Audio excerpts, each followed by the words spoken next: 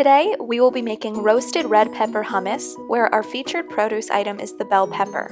This recipe is brought to you by the Virginia Family Nutrition Program. To begin preparing our recipe, we will want to start by washing our produce items.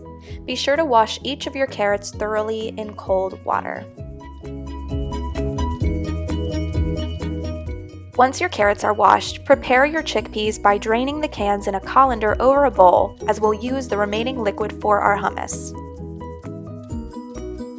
Next, combine all of your ingredients except for the carrots in a blender or food processor and combine until smooth. Keep in mind, 1/3 cup of lemon juice is approximately 2 lemons juiced.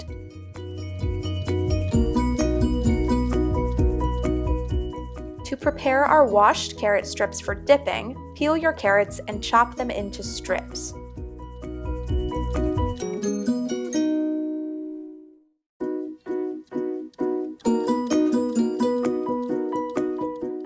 Serve up your hummus and carrot sticks and enjoy.